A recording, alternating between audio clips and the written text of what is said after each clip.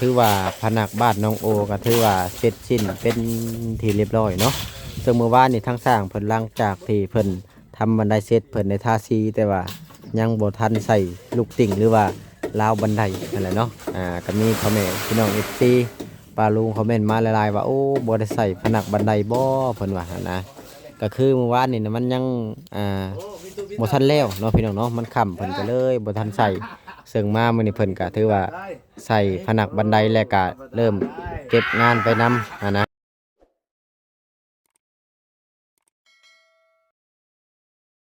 ก็มีแต่ว่าเบิ่งเพิ่นเก็บงานไปเรื่อยๆเนาะถือว่ามื้อนี้นะเพิ่นน่าจะได้เก็บงานเนาะเก็บงานนี่เอากินเลย350ได้บัดเฮ้ย300เนาะ300พอดีคำพกเจ้าชีดิตบาดนี้300เลยได้เอาแล้วบ่เอารถทางน่ะค่อยบ่ได้ยากดอกเอากิโลดเอาบ่แล้วกินเลยพุ่นบ่เอารถเอามันบ่คู่กันแต่ค่อยกินชงคนบ่มันบ่คู่กันเอารถ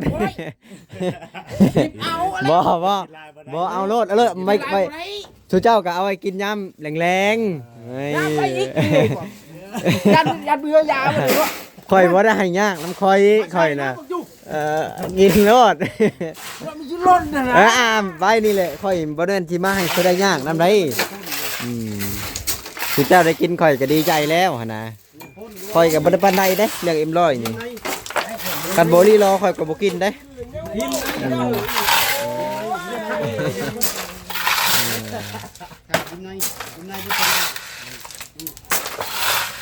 หัวเขาก็บ่ได้ต้องได้ใช้หัวได้เบิ่งค่อยจะขึ้นไปเทิงนี่ค่อยจะเอามุมเทิงที่ขึ้นแน่ที่ค่อยขึ้นแน่มันต้องได้ลายมุมนะบ่กินโลดบ่มาดอกอันนี้คือบ่ออกอันนี้นะมันตันเวลาที่ส่องออกไปนี่คือว่าเพิ่นจะนี่แหละอัดตัวนี้เงียงแบบสิตลอดมึงกูนะเห็นได้ก็ยากนะแม่เอาเบิ่งเพิ่นเห็นว่าค่อยว่าบ่บ่คันมีผู้หนึ่งซื้อมาแล้วสิซื้อมาเลยนี่เนาะทางคือบางหันก็ซื้ออะไรก็ผู้นั้นก็ซื้อผู้นี้ก็ซื้อค่อยบ่ซื้อผู้นั้นก็บ่ซื้อบัดนี้เอ้าตุกติตับบ้าแล้ววันนี้ไปทำกันได้แล้วบัดนี้ไม่เงียบ่ได้ทุกเนี่ยเป็นบ่ได้ไปนำกันบ่ให้ไปน้ำอีกสร้างไว้ไปน้ำอีกโพดโพทำกินนิดเดียวน่ะมันไม่ขาดเลยน่ะกระยะข้างในน่ะบ่ได้ทุกพี่ตาเป็นบ่ได้ไปนำกันอีกแล้วอ่ะโอ้ย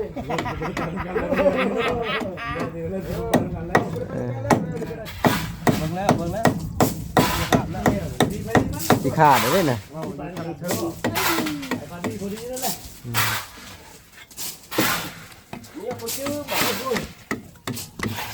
ตื่นแต่ดึกดีฮะมาไทยนาโอ้ได้ลายให้ตัวน้องมื้อนี้คันว่าเราก็ได้แต่ละมื้อโอ้ยแล้วพอมื้อมันก็ยังแล้วพอมื้อมื้อกระช่ำแล้วกูน่ะอันนี้ได้เพื่อนสิมาผัดช่วงควายเนาะแสดงว่ายามเช้านี่ไทยนาซะก่อนบ่ก่อนสิมานี่เนาะหายโอ้10กว่าให้ห้อยมันก็คือว่าเก่งเติบเลยน่ะแล้วชิโร่เลยนี่มือไปเลยงามแล้วนะเป็นอันหน้าทันใดเด้อพี่น้องเอ้ยตัดเขาเชื่อมือเขาคันเลยเอ้าจิกเลยบ่บ้านนี่บ่มีการแกะคือบ้านนี่บ่เห็นว่ามีการแกะนะ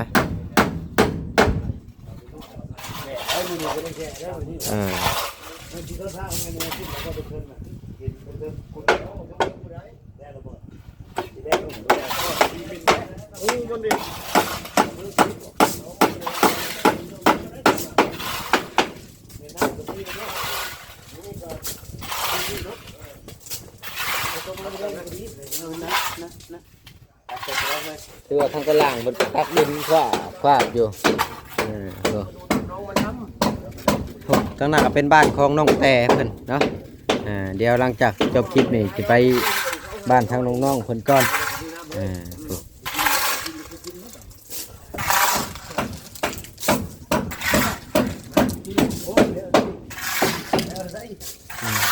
300เลยเนาะบ่กินข้าวเที่ยงก็ได้มื้อนี้นะ 300บ่โอ้พี่น้อง300ได้ไว้เด้อ กิน300เลย จะร้อยเช้าพอ โอ้ 70ห่างกันได้ โอ้ย200 200แล้ว มึงบ่พ่อเลยดิฮะ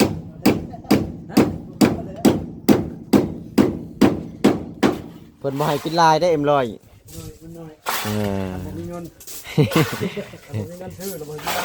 ครับค่อยกินแล้วค่อยเส้นได้จักเป็นหยังเส้นได้นี่ กินลายยกท้อง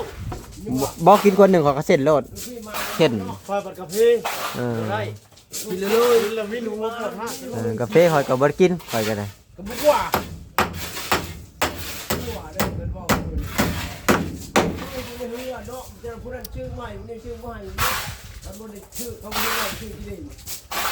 มาลงหมูมาครับ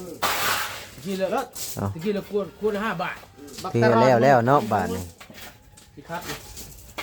มีการคัดอีกบ่ คัดมันลงที่นี่เลย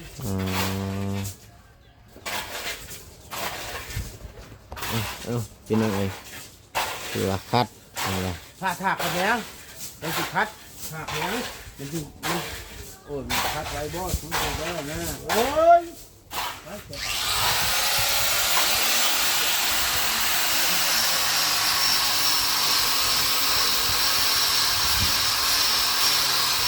คือว่าบนการตกนี่ก็บ่ตกแล้วบาทนี่แต่ก่อนยังว่ายันตกมันคือว่าบ่ยันตกแล้ว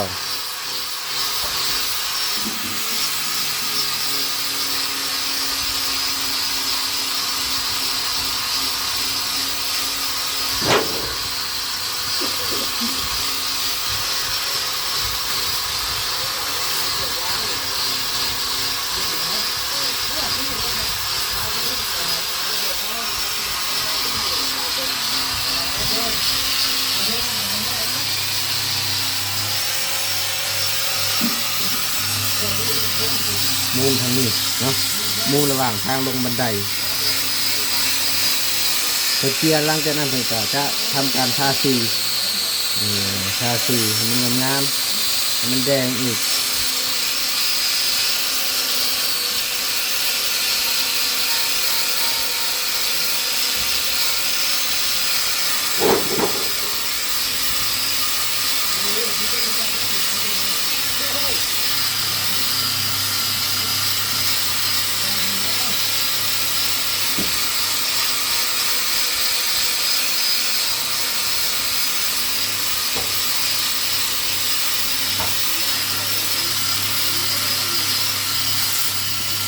เกียร์เธอเลยจะปูคุณบ่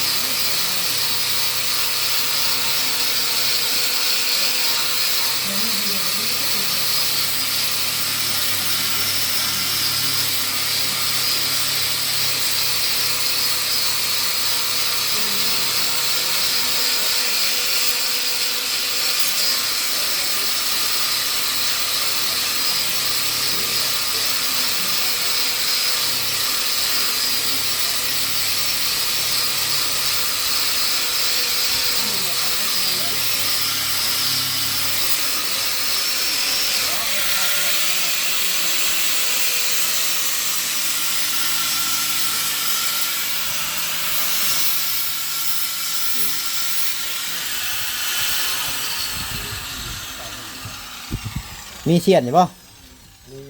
มีบ่ยันว่าบ่มีเสียนเนาะถือว่าอันนี้ผนักการตกเด้อ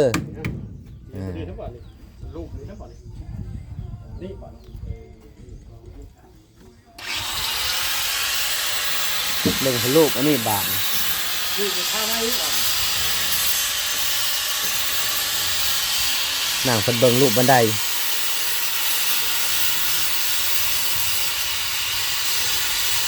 ได้ว่าบ่ให้มีเสียนเลยเนาะช่างคักอีหลีนี่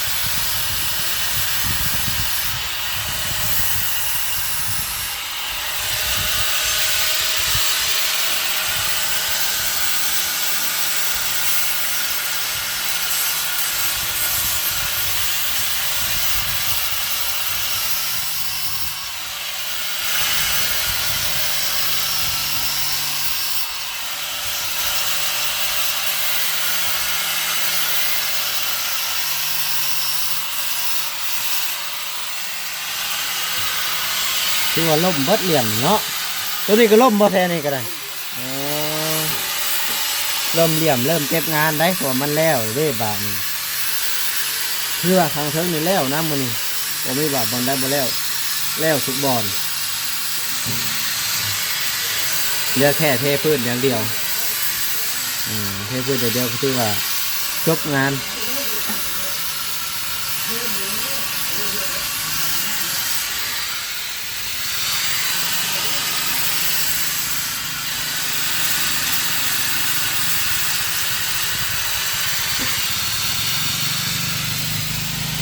โล่งมาอย่างนี้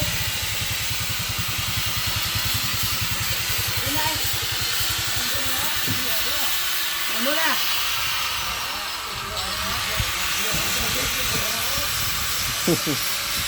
แล้วตายพ่อ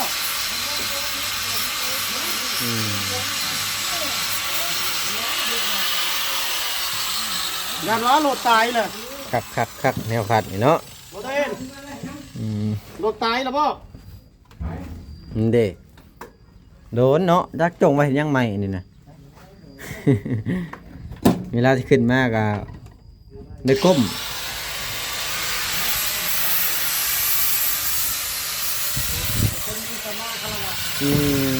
ขึ้นเฮือดตอนนี้ก็ก้มเนาะ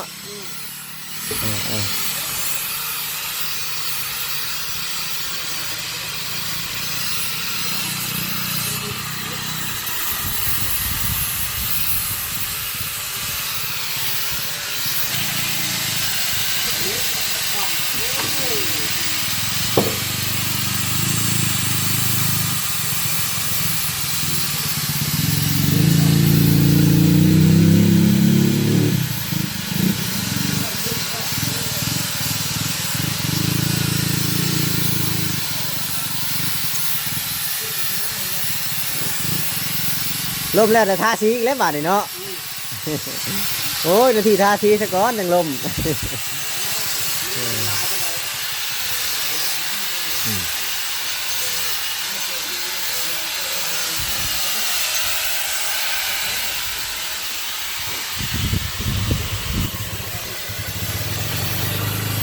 ถือว่ามื้ออื่นในประเทศขึ้นแล้วก็จบเนาะ วงเลยไหมฮะ บ่มันงามอยู่ อัดตัดไปแบบโอ้ งามไม่ที่เปิดแบบโอ้ย ถือว่าคักพี่น้องเอ้ยถือว่าพร้อมส่งงานนะอีกมื้ออื่นนี่โอ้ข้างในห้องนี่ก็ถือว่าโอ้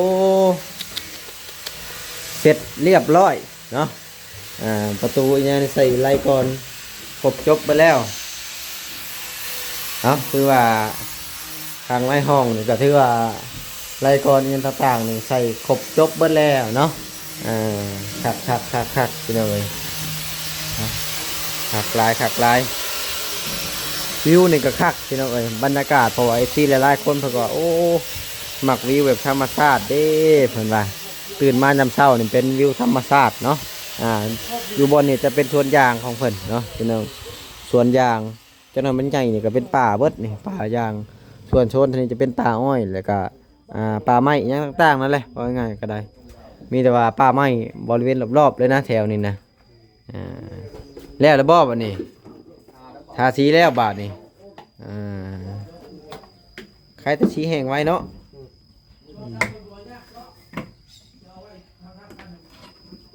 เป็นสีน้ำเอาท่าพาเฮือนได้บ่เนาะพาดินยังบ่ได้เนาะบ่ติดเนาะติ๊กก็ออกไว้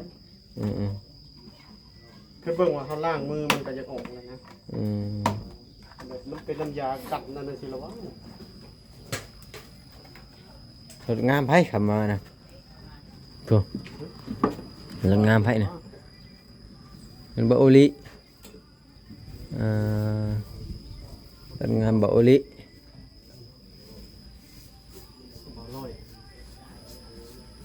เราไปเบิ่งไม้แล้วเราจะเอาเข้ามาคือว่าได้ยินว่าเพิ่นแล้วข้าวแล้วน้ำแล้วดำนาพุ่นแหละเพิ่นสิดำเนินการนะได้ยินเบาบอดเว้าว่ามันก็บ่ว่ากันเนาะยามไผก็เฮ็ดให้ไถนาแต่ละคนก็เฮ็ดให้เฮ็ดนาเลยแม่นเพราะว่าถ้าว่าเฮาสิย่าห้วยมันบ่แม่นสิได้มีเงินซื้อข้าวตลอดเลยเนาะซื้อข้าวห้วยหาเงินเท่าใดก็ซื้อแต่ข้าวหั่นแหละบ่ได้เฮ็ดหยังแล้วซื้อข้าว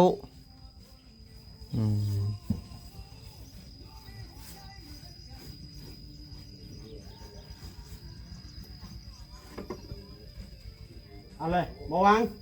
เชื้อเชยกลับมาบ่มีตัวพาไปเด้อมั้งมันก็บ่ได้คิวเนาะสีนี่เนาะบ่คือกินอยู่คิวอยู่บ่คือกินกินแบบสีน้ำได้ใครอยู่ห่วยถ้าสีสแลกนี่ห่วยอยากเมาไปพร้อมกันเลยนะมันผสมเทรนเนอร์ดิ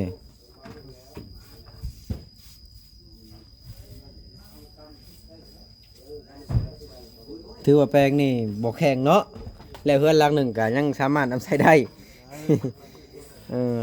คักสีรุ่นนี้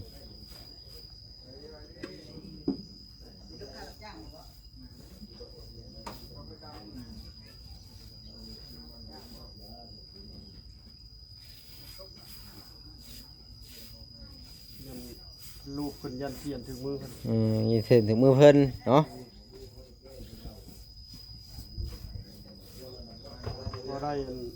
ครบแล้วเอามันเอารถทางมาไต่บ่คัดเรียบคัดหยาบรถถังกับตัวหนึ่งก็เป็นแพงแต่บ่จักแต่ว่าคักได้ขี่มันเป็นฝุ่นก็ได้ฝุ่นพวกนั่นลายกับบ่ไว้มันฝุ่นแท้ปอกเขาดังเนาะก็ยังบ่ซ้ำมันเครื่องคัดปะเก้ไม้ปะเก้อันตรายแฮงหมดนะมันน้อยเนาะมันเป็นน้อยมันเป็นแบบเม็ดน้อยๆคันว่าเม็ดกบเขามันยังวันเม็ดใหญ่แต่ว่านี่เป็นเม็ดน้อยหลาย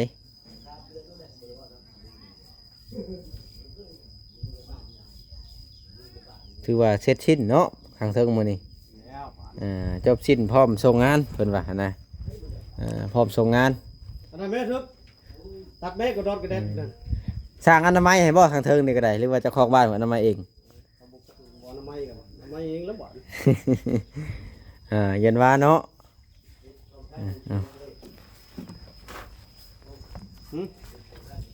มียัง2ชั้นนึงฮ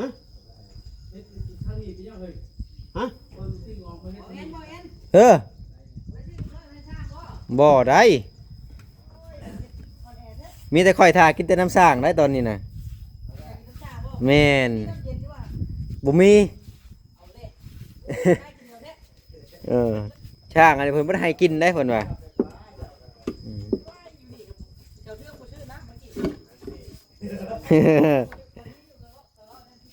บ่วอดคือออกไวๆแท้มื้อนี้น่ะข่อยเห็นเพิ่นเข้ามาแต่เช้าบ่ได้อืมก็เบิ่งคลิปเพิ่นไปทางไหนเด้วะออกไปแต่เช้าแท้นั่นดิเนโอยไปแก่น้ำมาเทพื้นกันละมือฮือจะเด็กรู้ได้พวกมือแต่เด็กอ้าวจังเฮ็ดมือนี่ก็บ่ได้เฮ็ดนี่บ่มีน้ำเอาสมุดนี่มือฮือจะเด็กรู้แล้วบ่ดิมือแต่เด็กเลยแล้วเลย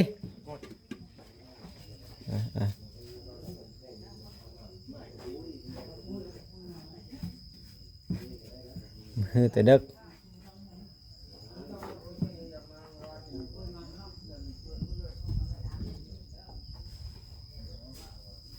เอาถือว่าเพิ่นเก็บงานเองต่างๆถือว่า